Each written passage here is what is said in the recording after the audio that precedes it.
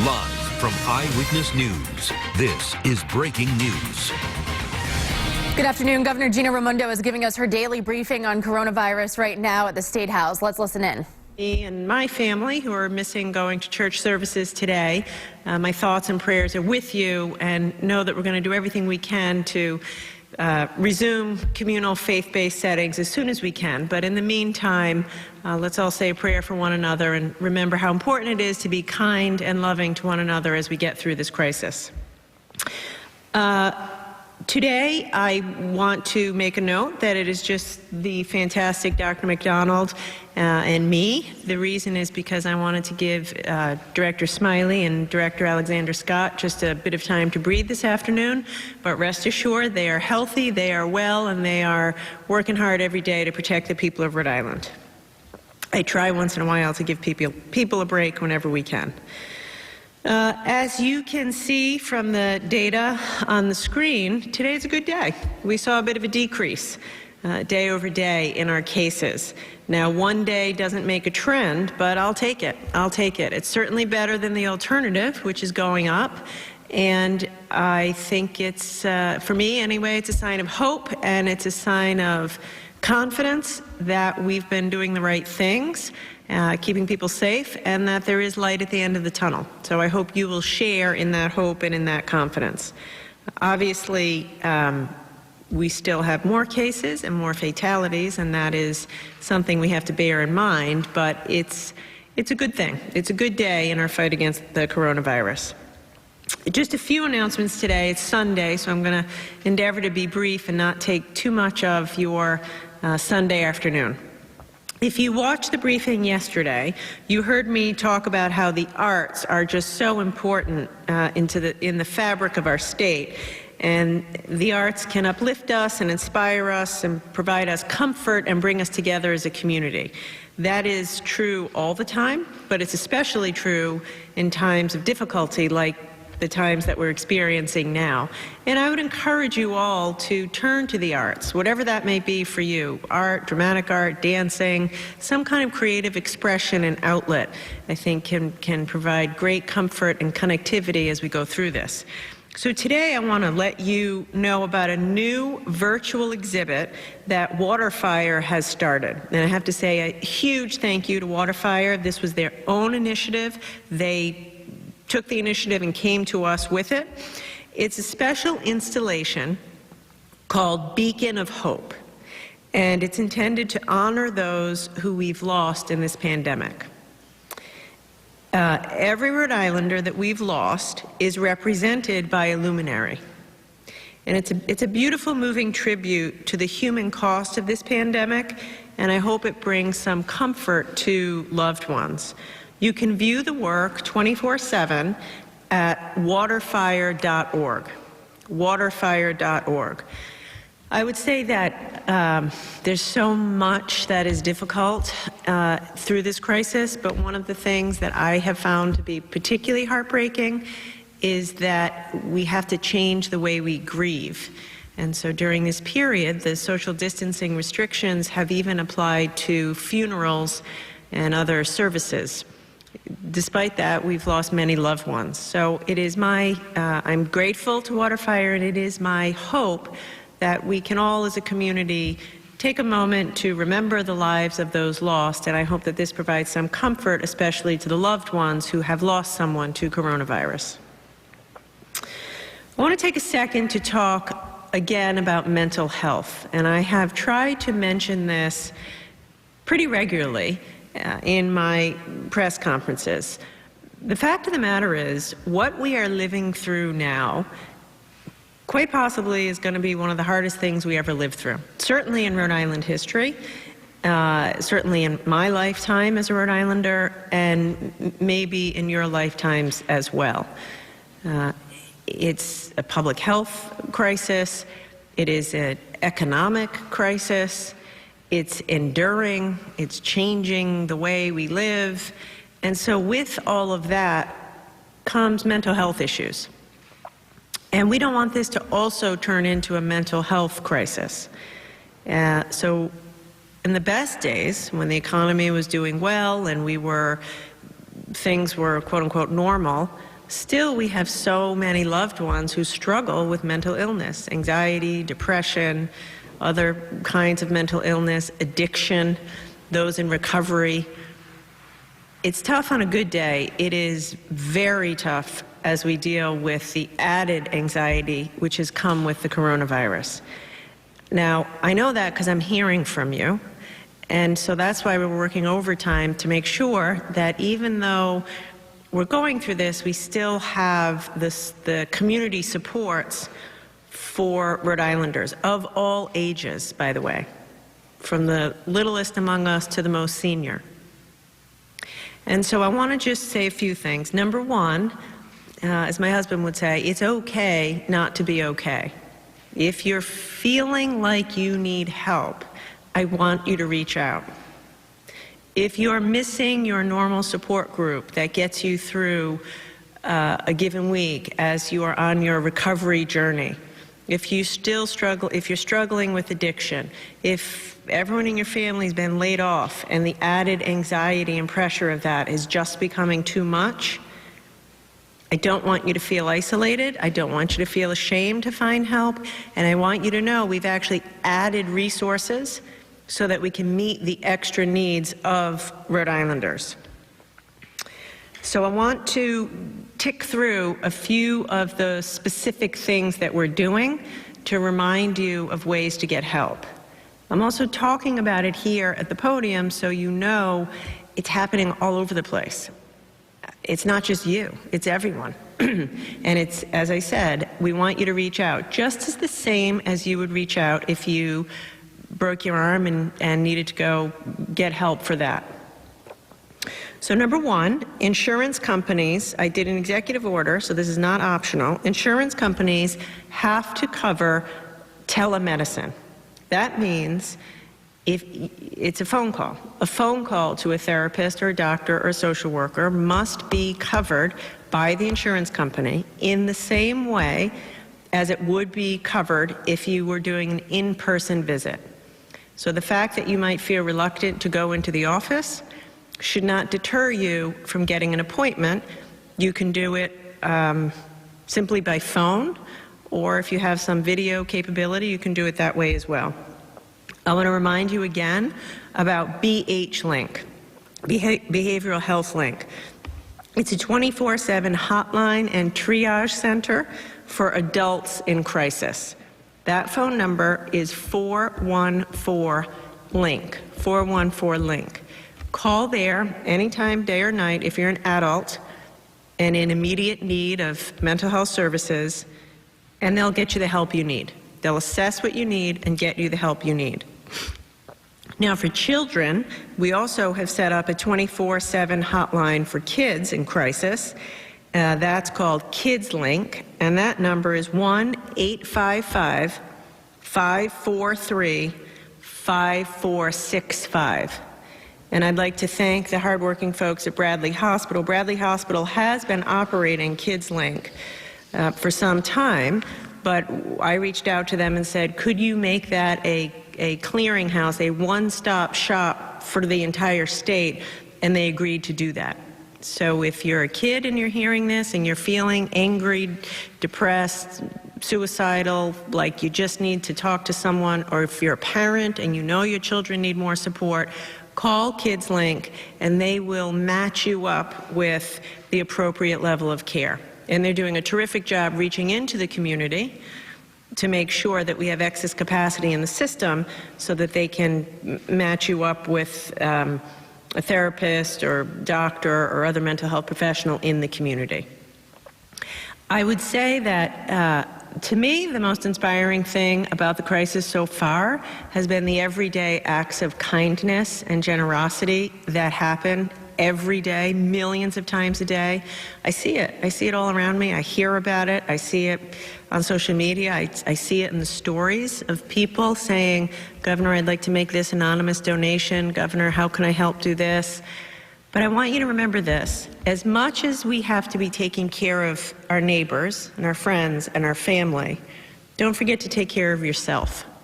Don't forget to find time to go for a walk, read a book, exercise, meditate, watch a movie, get the mental health you need, because this is going to be a marathon. Even when I say the stay-at-home order is lifted, it's not going to be back to normal. We are going to be living with this virus for a while, which means we have to adapt to it. And part of being able to adapt and being resilient is each of us keeping ourselves strong and healthy and educated. So don't forget about you and doing what you need to do to keep yourself strong and healthy throughout this. I want to also take a second to thank all of the mental health providers in Rhode Island. Your jobs are difficult on a good day. They're extraordinarily difficult now. I see that every day too. You're going out of your way to be creative, setting up new call centers, setting up new ways to meet the needs of your patients, doing telemedicine. That's new for a lot of you. I realize that. Except figuring out how to do Zoom calls with your patients. For those of you who do the really extra difficult work of working in communal settings, in DD group homes, in some of our DCYF group homes, on the wards at Hasbro, on the wards at Butler, I just want to say thank you. You are unsung and often unseen heroes in all of this, and I've got my eye on you as some of the bravest people in this fight, and I want to thank you for all you're doing to keep Rhode Islanders safe and strong and healthy. I also want you to know we're going to keep doing a better job of getting you the PPE you need and the support you need, and I hope for the lowest paid among you, you're going to get the raise that you need and deserve as well due to the announcement I made last week. So God bless and thank you for all you do. Two more quick announcements. I want to make an announcement about the Veterans Home. We all always owe a debt of gratitude to our veterans. Having been raised by a veteran who served in the Second World War, that's something that was just bred into us. And it's something that I believe, and I know we all believe. That has been never truer than it is right now. What am I talking about? So the other day, we had our first positive case in our Veterans Home in Bristol, followed by our second, one with the patient, one with the staff. This can be scary. We all saw what happened in Massachusetts, and I'm going to do everything I know how to do to make sure that doesn't happen here. So to give you some comfort, I just want to address this head on. And I do want to recognize this is a difficult situation. This is an older population living in close quarters, many of whom have severely compromised health conditions. But despite all of that, we're going at it with gusto to make sure we keep everybody, residents and staff, healthy as possible. So we have a full-fledged response in place. The Veterans Home has quarantined residents who live near the resident that tested positive. They're going to be cared for by a designated staff that will arrive and leave work through a separate entrance. The sick resident is no longer in the facility, and we are doing a thorough contact tracing effort for everybody who could have been or was in contact with the resident that tested positive. All other staff and residents are being tested. So yesterday, today, we're going to test everybody. Every resident, every staff in the Veterans Home will be tested.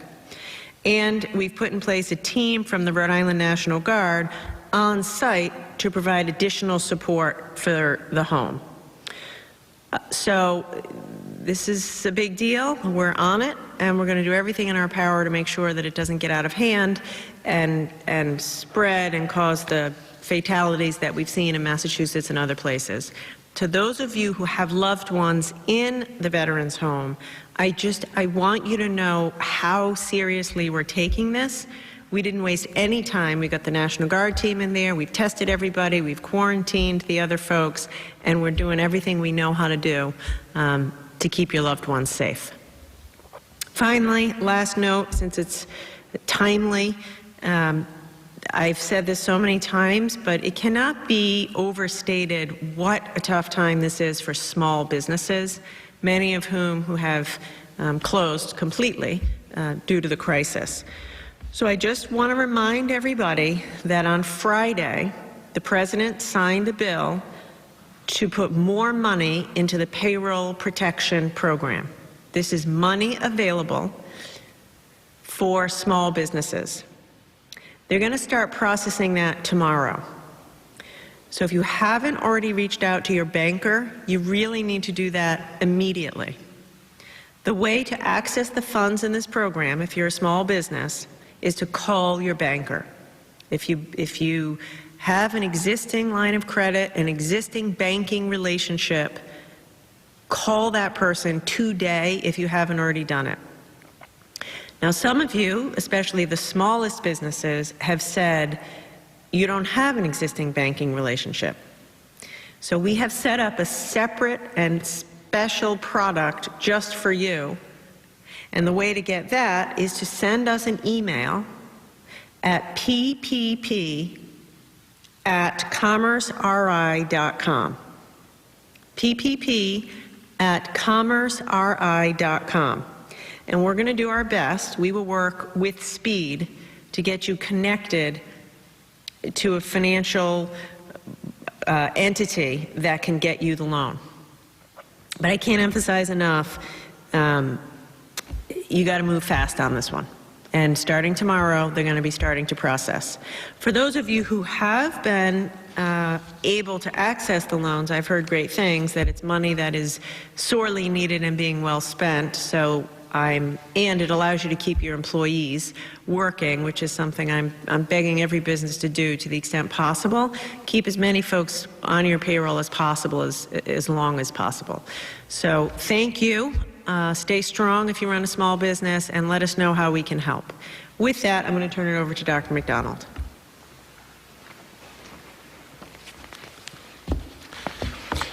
So thank you, Governor Raimondo. And I want to say good afternoon to my fellow Rhode Islanders and to all those who join us from outside Rhode Island to follow the Rhode Island story.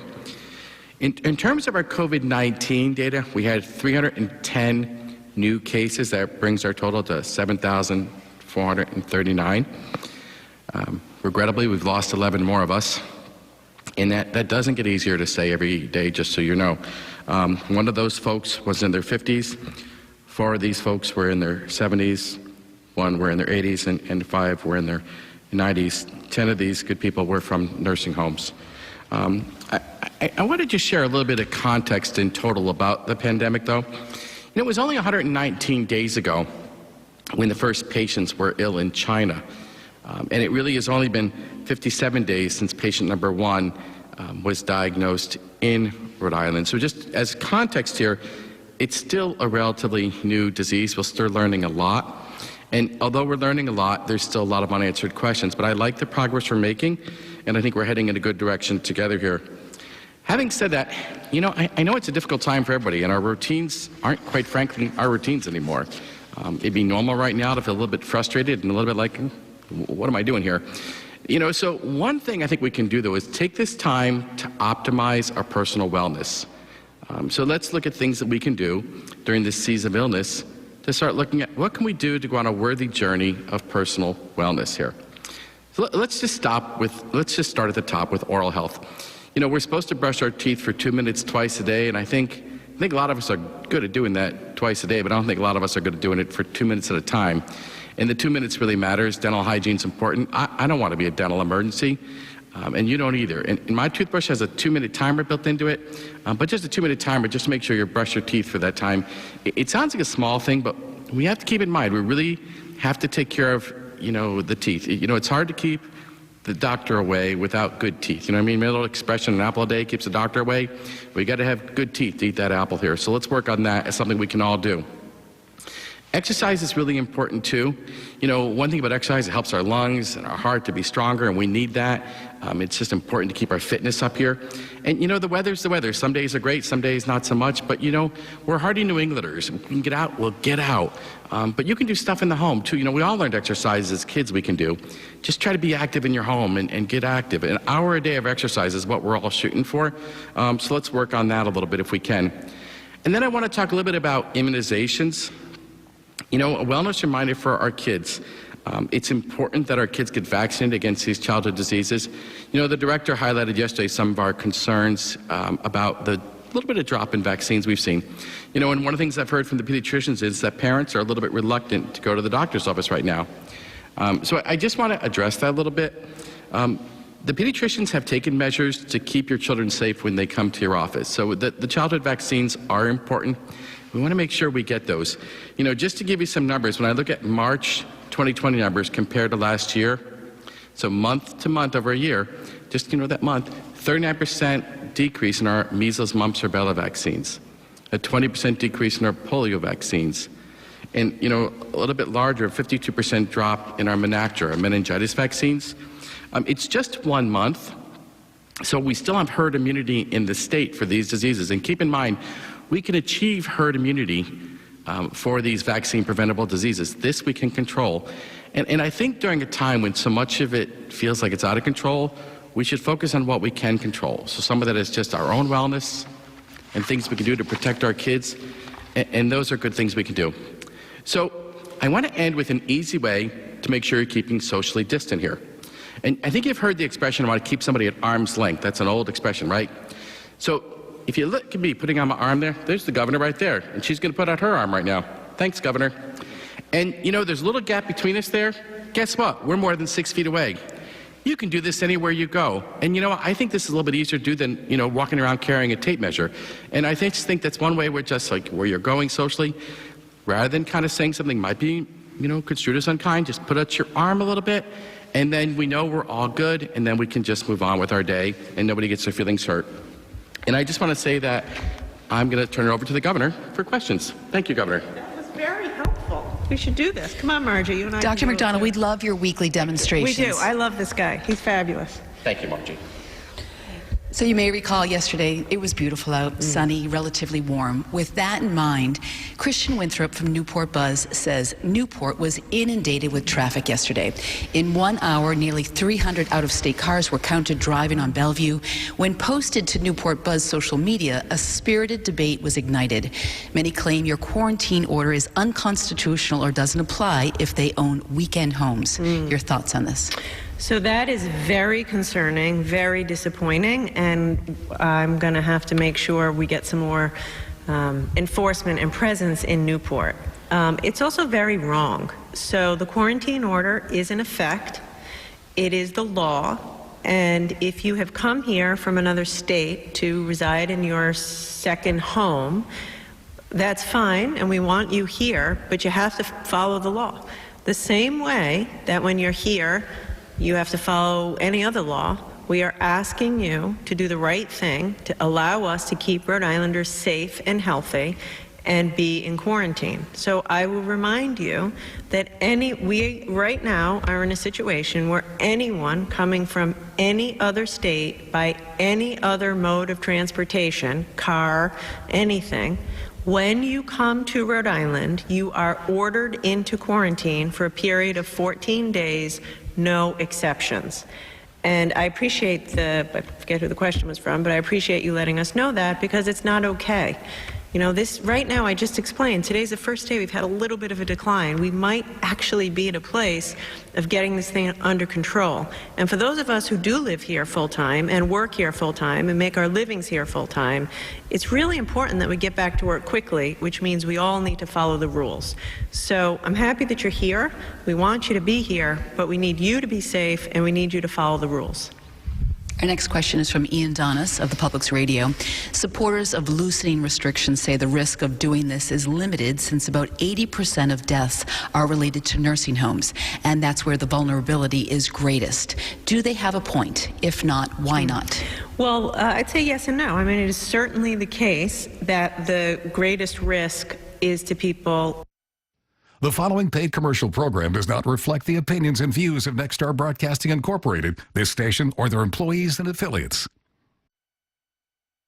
This paid presentation is brought to you by Dr. Hose. Do you suffer with pain in your legs and feet, muscle? The virus gets out of control, it mushrooms, and would completely overtake our healthcare system. So, for instance, it wasn't really an option to not clamp down. You know, the statistics around that were horrifying, how many millions of Americans would have been lost and how overwhelmed our healthcare system would have been. So now, when we reopen, the reason I feel confident that we're reopening, and when you say the risk is lower, I agree the risk is lower, because we have much more testing, we have added hospital supply, we're doing contact tracing, we have places for vulnerable communities to isolate, such as the homeless.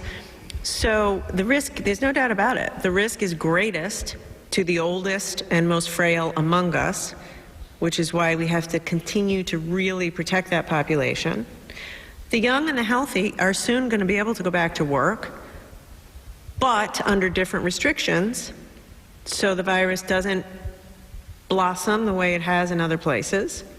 And also, our system's ready. You know, God forbid, if we have 1,000 more folks going to the hospital, we're ready. I don't think that's going to happen, but we're ready, which is what gives me the confidence to say, you know, I'm really looking forward to lifting that stay-at-home order on May 8th, because everything I know now tells me we're going to be ready. Alan Gerberti of WBOB asks, does the governor's new fund to increase wages of healthcare workers allow for home care workers to gain access to the same fund for much needed wage increases that support the risk of their lives to care for COVID-19 positive patients in the community? It's a good question, and thank you for asking. It does not. It doesn't mean that there won't be other initiatives in the future to shore up other parts of our healthcare system, but this particular fund, which by the way starts tomorrow, is specifically designed to meet the immediate crisis needs of low-wage healthcare workers in communal care settings, group homes, nursing homes, assisted living, and the like. I still have hope that Congress is going to do something to help the rest of the healthcare system, and we're in constant contact with home care, hospitals, et cetera, to monitor whether at some point in time we might have to do more. Our next question is from Alexandra Leslie of WPRI Channel 12. How many businesses, if any, violated the face covering executive order in the past week? How was compliance from customers? That's from, who's that? Alexandra Leslie from Channel 12. Thank you. So I have to get back to you, Alexandra. I don't have a number off the top of my head, but if you call in to the call after, I'll get a number for you. Here's what I do know. The Department of Business Regulation has done many hundreds of unannounced spot checks on businesses. They've done, I think, 500 or 600 over the course of the week, just showing up unannounced to see how compliance is. And they report to me generally excellent compliance. So I don't have a number for you exactly how many, but in general, we're seeing excellent compliance by both customers and employers. So I should say thank you. You know, I know it's awkward, it's a strange thing to go out of your house with a mask, to go grocery shopping with your mask, but the more we learn about the virus, we were just on a call yesterday, the more we learn about it, it's actually quite effective. And so we have to keep doing it. And as far as everything I know, people are complying. Next question's from Lynn Arditi. Governor Raimondo, how do you do contact tracing when hundreds more residents are getting diagnosed each day? Is there any point at which the disease is so widespread in the community that you'd stop doing contact tracing? A great question. How do you do it is with a lot of effort and a lot of people. So this week I'm going to be talking about the details of the contact tracing system and symptom tracking system that we're building. A lot of it is technology. So we're trying to make it as automated as possible to track symptoms and track contacts. But candidly, it's a very manual, intensive operation. So we already have over 100 people full-time. All they do is contact tracing. We had a meeting yesterday to talk about how we can get more state workers involved in contact tracing. I suspect by the end of this, we will have hundreds of people full-time doing nothing but contact tracing. I think in Massachusetts, they already have over 1,000 people, similar numbers in other states. Will we get to a point where we stop? I don't know. But if we do, that's very, very far away. I think the answer is no, actually.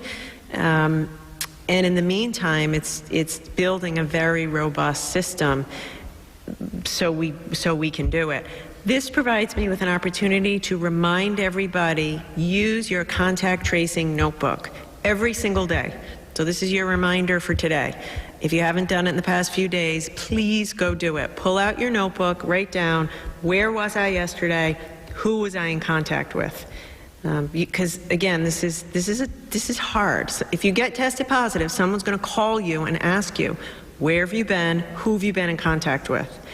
And this whole process is only good insofar as it's accurate, which means every one of you, me too, my family, same thing. Write it down. It takes 30 seconds. Do it while it's fresh in your mind, and it will save lives.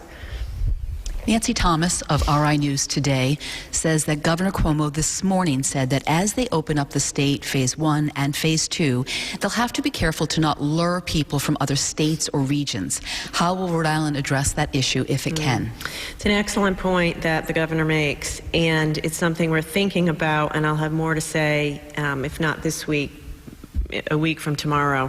We know from our own experience in Rhode Island, from the experience of other states and other countries, that some kind of border control is essential to this effort. Now, obviously, we can't interfere with interstate commerce. We have to respect people's rights. We have to allow business to happen. But what the governor's pointing to is an excellent point. The way this is going to really come to bear in Rhode Island, and I don't have an answer, but I want you to know we're thinking hard about it, is, of course, the summer tourist season. So how do we strike that balance between allowing for some tourism without risking another major surge in the disease? So we're working on it. I suspect the answer is going to be a lot of contact tracing, and new regulations and limits, and very good enforcement around, as Dr. McDonald was saying, social distancing, mask wearing, et cetera. And to the point that came up earlier, anyone who comes to Rhode Island has to obey the rules and laws in Rhode Island. Alan Gabberty of WBOB has a multi-layered question for the doctor. I'll start with, can someone who tested positive for COVID-19 and recovered contract the virus again? Yeah, so you're asking the question, and this is the most important question to me, because what you're asking is, do they have immunity? And the answer is, we don't know. And this is extremely important, because when I talked about vaccine-preventable diseases, I talked about herd immunity. That means many of us are protected from getting that. With COVID-19, no one knows this yet. And part of why I gave you the context about first patient 119 days ago, we don't know what happens a year later. And so we don't know. In Rhode Island, we haven't seen folks test positive a second time. But keep in mind, we're only at day 57. And so part of you asked the right question. It's funny, you remind me of a rule in medicine, which is what you don't know can hurt your patient. Well, this is something we don't know. This is a public health question that really matters here. We're going to learn together on this here, but it's something we're looking for very carefully, and it's something you'll see across the globe people are looking for very carefully. And when I look at the testing work stream that I've been involved with, this is something everybody's going to be looking at. You answered the second part of his question, and that was, have any Rhode Islanders tested positive a second time? He goes on to ask, have any Rhode Islander residents who've tested positive for COVID-19 also tested positive for the flu? You know, it's funny, you bring back a memory of mine from the first, it was the second weekend we were dealing with this. There was someone who was diagnosed with the flu, and the doctor said, well, that's the answer. But then the other doctor said, I'm going to check. And sure enough, the person had both. So you can get both at the same time. And so it's something where this is something that can happen. Now, we aren't seeing flu all that much in Rhode Island anymore. Keep in mind, flu is seasonal. And so flu is really on the way out. So we're not seeing flu right now as much as we used to. So that's encouraging. But I want to make this point. If you have what you think is the flu right now, you know, achy, you get a cough and a sore throat, and I feel kind of achy, you probably don't have the flu, my friend. You probably have COVID-19. And that's where you need to interact with your healthcare provider, get tested, and let's get you isolated and get your loved ones quarantined. Our next question is for the governor from Rob Burkowski of the Warwick Post. Sure. He asked, what company provided Rhode Island's 20,000 COVID-19 antibody tests being validated? Are they FDA authorized, or have they received FDA emergency authorization? Yeah, so we did get 20,000 tests. They have received FDA emergency authorization. And this is one of the things we're looking at with all these serology tests. So the director and the governor have put together, I think, a dream team of people. I'm going to miss everyone's name, so I'm not going to name anyone, but I was at a great meeting yesterday with a bunch of very smart physicians across the state and pathologists and lab experts about looking at just this question, which is, what are the best tests for us to have? What are the best ones to do? And part of it gets into a very important concept of when you get a test result, it's really important that you know the result is true. And I don't want to get into high-level statistics, but what I want to say is when you get that result from the doctor, if you were told you have the disease, you want to know, do I really have the disease? And if you don't have it, that you really don't have it. And this is where we talk about false positives and false negatives, and it gets confusing really quickly. But quite frankly, part of what this team is looking at is what is the best test for Rhode Island? What is the best way for us to sample the population? And how should we go about doing that so we answer the question I got earlier, which is, gee, how many people really had the disease? What was our prevalence? Prevalence means the number of people actually had it. And then we can start deciding long-term, what if we found folks who had it and then had it again? These are important questions that we can answer. So I guess I've answered your question with more questions, but that's the way public health works, my friend. And our last question today for the Sunday briefing is for the governor. California is giving the undocumented immigrants a check for $500 to help during the pandemic. Many Latinos must go out to work because they don't qualify for any benefits.